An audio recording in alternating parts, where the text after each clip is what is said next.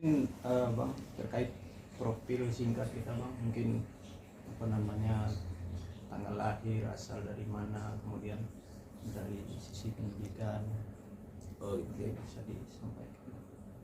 Saya ini kan anak desa yang tumbuh dan berkembang dari keluarga yang sederhana, yaitu di Desa Rantaualai, Kecamatan Batang Masumai.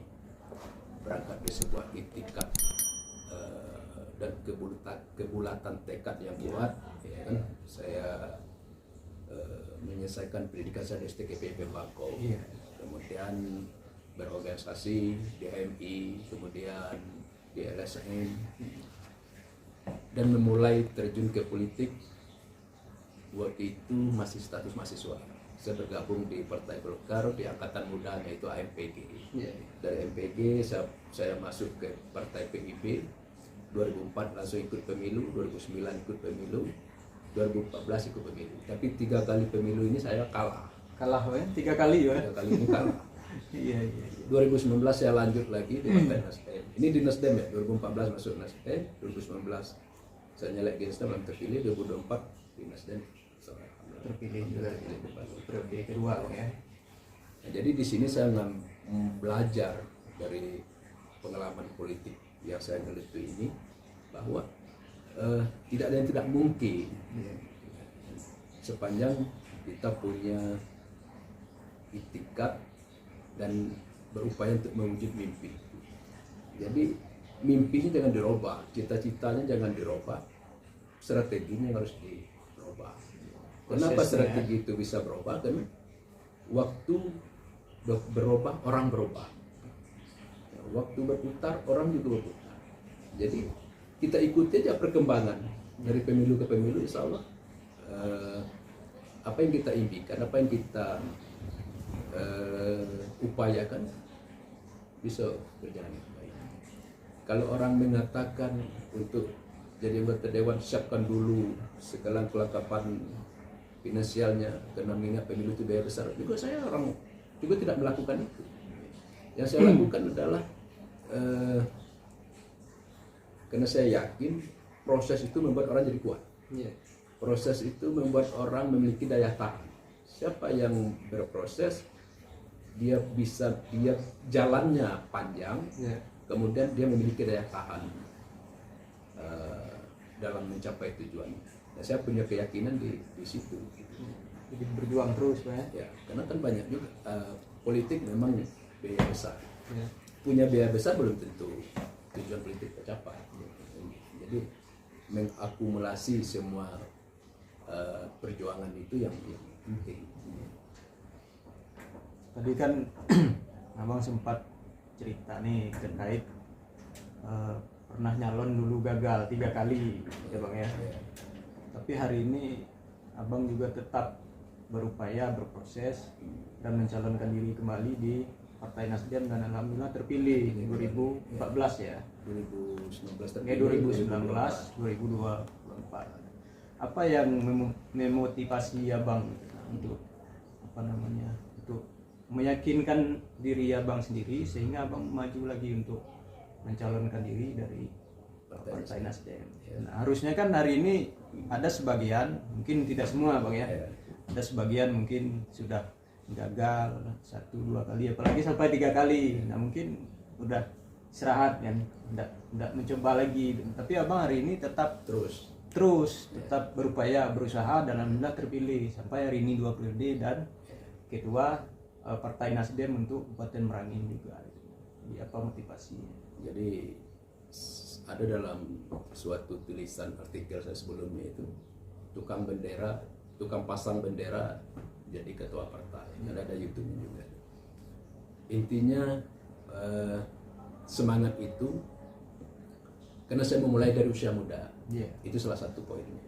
Maka saya hari ini melihat sedikit sekali minat dari generasi muda itu untuk terjun ke politik. Nah, membuat daya tahan saya itu umur 25 tahun sudah nyalek. Kalah lagi.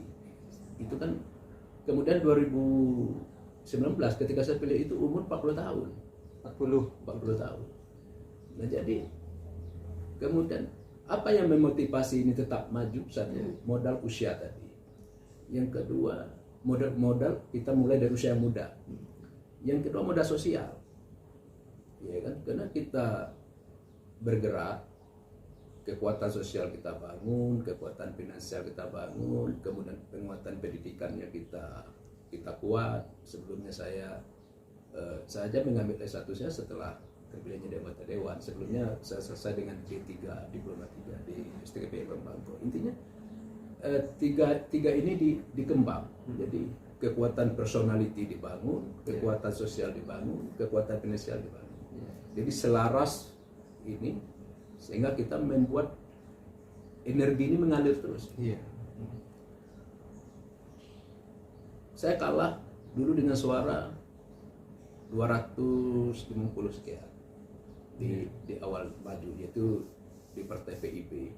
Maju lagi yang kedua di 2009, suaranya meningkat 20 lipat menjadi 400 lebih. Saya maju lagi di 2014, suara saya 800 lebih. Dari 3 pengalaman kekalahan ini, saya bisa melihat potensi penambahan suara itu 20 lipat. Bertambah terus, bertambah 20 lipat. Berarti ketika saya maju di 2019, saya melihat kalau ini mampu dilipatkan 2 kali lipat lagi, ini bisa tercapai. Nah, melihat kondisi itu, mengapa ini 2 kali lipat? Karena saya tadi penguatan sosial itu jalan terus. Artinya terbangun terus komunikasi dari mana? Ini kan persoalan waktu. Kalau kita yakinkan barang siapa yang bersungguh pasti mendapat. Hari itu saya melihat, ini persoalan waktu. Timingnya aja yang belum tepat. Nah, ketika 29 saya melihat ini sebuah momentum yang tepat bagi saya. Padahal kondisi lapangan sangat berat, melawan ketua partai, melawan incumbent, ya kan? Nah, saya harus bisa mengunggul suara dari dia dengan suara 1.600, berarti 2 kali lipat dari sebelumnya. 1.600 alhamdulillah duduk. Nah, sekarang ketika kita terpilih, bagaimana kita menjaga hubungan sosial dengan pendukung kita sebelumnya, menambah kekuatan jaringan politik yang baru. Seperti saya memilih untuk bergabung ke Pemuda Pancasila, itu salah satu jaringan politik juga, penguatan jaringan sosial, dan suara meningkat dari pemilu sebelumnya. Untuk dari 2019 meningkat lagi di pemilu 2024. Nah, ini yang membuat kita punya punya keberanian, punya ini politik sudah menjadi pilihan, ini harus dijaga dengan baiknya. Seperti itu. Jadi asik cerita ya Bang ya. Tapi kalau Abang menyerah waktu itu mungkin beda lagi cerita ya Bang ya. 3 kali pencalonan gagal. Kalau Abang menyerah mungkin saat itu ada 2 kemungkinan. Satu terputus, yang kedua menyerah. Kalau saya ini kan kalah. Berarti terpilih. Kalau skornya kan baru 3-2 ya. Saya sudah nyalon 5 kali.